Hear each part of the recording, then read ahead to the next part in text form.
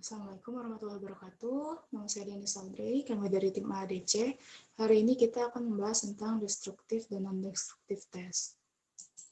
Jadi, yang pertama itu destructive testing. Ada tensile test, yaitu suatu metode yang digunakan untuk menguji kekuatan suatu material atau bahan dengan cara memberikan beban geostatis yang sesungguh dan diberikan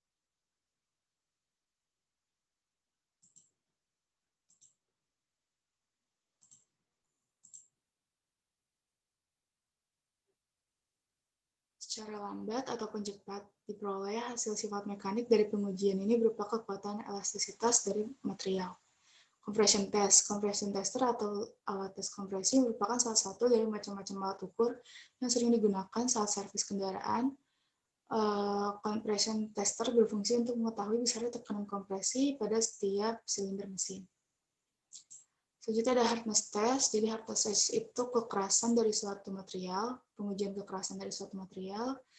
Karena dengan pengujian ini dapat dengan mudah mengetahui gambaran sifat mekanis dari material tersebut. Meskipun pengukurannya hanya dilakukan satu titik, tapi nilai kekerasan cukup valid untuk ditemukan atau dinyatakan untuk suatu kekuatan material.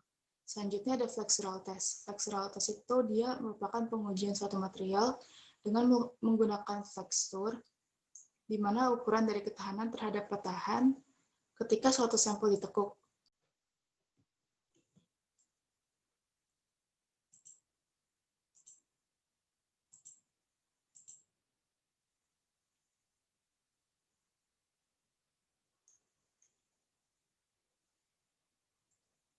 Polimer mempunyai flexural strength jika dia kuat saat dibengkokkan. Pengujian ini diantaranya adalah untuk menggunakan alat uji bandul atau impact.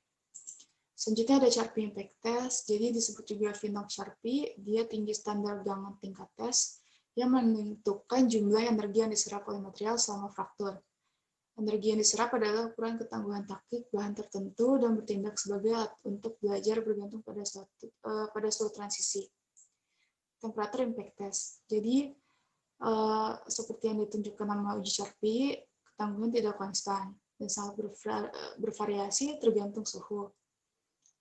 Pada suhu tinggi, banyak material memerlukan tingkat energi yang signifikan untuk menyebabkan rekahan.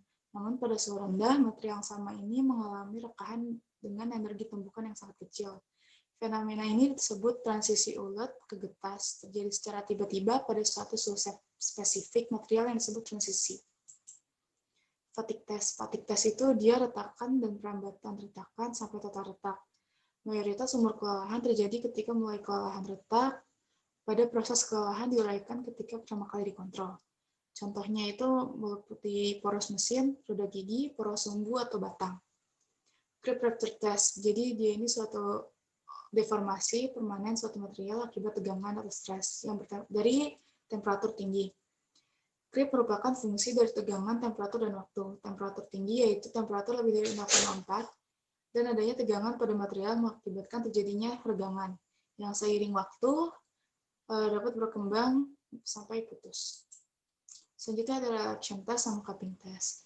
Jadi kalau relaksasi tegangan adalah penurunan tegangan yang diamati sebagai respon terhadap regangan yang ditimbulkan dalam struktur, terutama karena menjaga struktur dalam kondisi tegang untuk beberapa waktu yang lama dan terbatas, dan karenanya akan mengalami sejumlah regangan panik.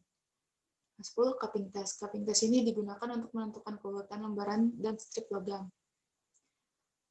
serta sesuai dengan perjalanan dari sampai retak. Selanjutnya ada non-destructing test. Jadi ada ultrasonic testing, yaitu suatu metode uji material non-destruktif. Jadi metode ini tuh tujuannya untuk menguji hasil las, untuk mengetahui mengevaluasi hasil las tanpa merusak material yang ada atau benda uji tersebut. Biasanya menggunakan getaran ultrasonik. Dari penetrant inspection itu dia sama juga tidak merusak, tujuan untuk memeriksa permukaan material yang terdapat cacat las atau tidak, dengan prinsip kapilaritas, yaitu masuk dan keluarnya cairan penetran ke dalam kontinuitas dari kontinuitas ke permukaan. Selanjutnya ada magnetic particle testing dan eddy current testing. Jadi magnetic inspection testing itu dia pengujian yang sama sekali tidak merusak, relatif mudah karena dia menggunakan magnet. Kalau eddy current testing itu dia hampir sama dengan magnet testing, dia tapi bedanya menggunakan medan listrik yang dipancarkan. Jadi dia induksi elektromagnetik yang nantinya akan mendeteksi kelemahan dalam bahan konduktif. Sekian dari kelompok kami. Terima kasih.